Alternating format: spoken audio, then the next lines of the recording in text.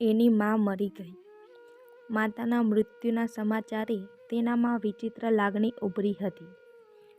તેને દુઃખ થતું હતું કે માતાના મૃત્યુના સમાચારે તેને જેટલું દુઃખ થવું જોઈએ એટલું દુઃખ થતું ન હતું. એની લાગણી અને જજ્બાતી દુનિયામાં બરફની ઠંડી જેવી નિષ્ઠુરતા જેવું લાગતું હતું. તેને પોતાને સમજાતું ન હતું કે પોતે કયા પ્રકારની લાગણી અનુભવે છે. આ એ જ માં હતી જેના દુઃખે એ દુઃખી થઈ જતું. પોતે પોતાની ઉંમર પ્રમાણે સારી સફળતા મેળવી હોવા છતાં એના બચપણના દિવસો જ્યારે માએ અસહ્ય દુઃખો ઉઠાવ્યા હતા એ યાદ આવતા તે પોતાને દુઃખી પ્રતીત કરતો. તેનું જિંદગીમાં એક જ ધ્યેય હતું, માને બને તેટલી સુખી કરવી. તેણે લગ્ન પણ માની પસંદગીની છોકરી સાથે કર્યા. તેના લગ્ન પછીના દિવસો બહુ જ જજબાતી રહ્યા. એની પત્ની મેહામાં એને જે આશા રાખી હતી કે માને મેહા પોતાની માની જેમ રાખશે અને બચપણના દુઃખદ સ્મૃતિઓ મિટાવી નાખશે, તેનાથી તદ્દન વિપરીત વર્તન નીકળ્યું મેહાનું. પ્રથમ વખત એને અફસોસ થયો પોતાની માની કોઈ ચીજ માટે, માની મેહાની પસંદગી માટે. શરૂઆતના તબક્કામાં તો તેણે દરેક રીતે પ્રયત્નો કર્યા મેહા સાથે એડજસ્ટ થવાના. તેની નાની મોટી ઘરના સભ્યોની ફરિયાદ હળવાશથી લેતો. પરંતુ આ સિલસિલો વધતો ગયો. ફરિયાદો વધતી ગઈ. હવે તો મેહા ઝઘડો પણ કરી લેતી. આ બધું અસહ્ય હતું એના માટે. એને દરેક પ્રયત્નો કર્યા મેહાને સુધારવાના, પણ દરેક વખતે તેના હાથ હેઠા પડતા. પથ્થર પર પાણી હતું. એની કૌટુંબિક અને સામાજિક પરિસ્થિતિ એવી હતી કે તે મેહાને છોડી શકે તેમ પણ ન હતું. અને માંથી અલગ રહેવું એની કલ્પના બહારની ચીજ હતી. સમયની સાથે એ પણ ઢસડાતો રહ્યો. સુખી કરી શકતો ન હતો કે સુખી થઈ શકતો ન હતો.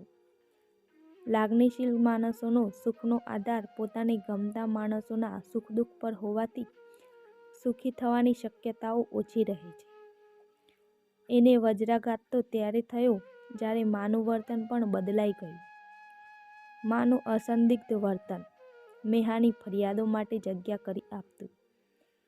જ્યારે માએ દેખીતો પક્ષપાત ચાલુ કર્યો ઘરના અન્ય સભ્યો માટે, ત્યારે તેના હાથ હેઠા પડ્યા. આખરે તેણે જિંદગીથી સમાધાન કરી લીધું.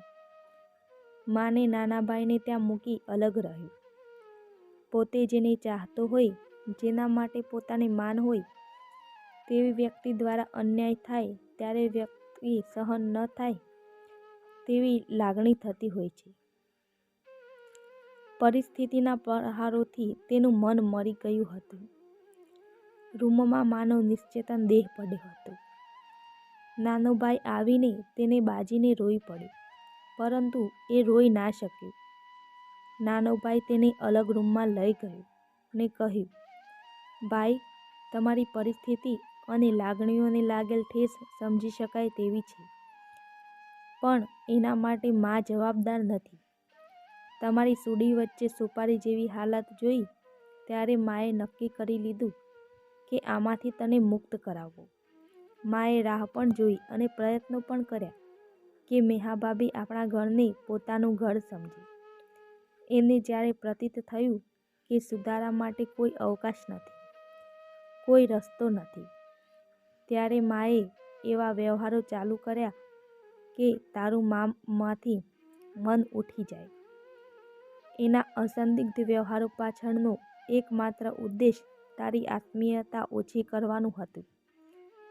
કારણ કે તમારી મા સાથેની આત્મીયતા એટલી હતી કે કદાચ તમે ભાભીને મૂકી દો, પરંતુ માને ન મૂકો. આ આત્મીયતા માએ દિલ પર પથ્થર મૂકીને તોડાવી અને એ પથ્થરનો ભાર પોતાની સાથે લઈને ગઈ. મને સોગંદથી બાંધીને રાખ્યો હતો આ વાત તમને ન કરવા માટે, પરંતુ મને લાગ્યું કે આ વાત જો આજે પણ છુપાવીશ તો તમને અને સ્વર્ગસ્થ મા બંનેને અન્યાય કરીશ. અને એના અશ્રુબંધન છૂટી ગયા.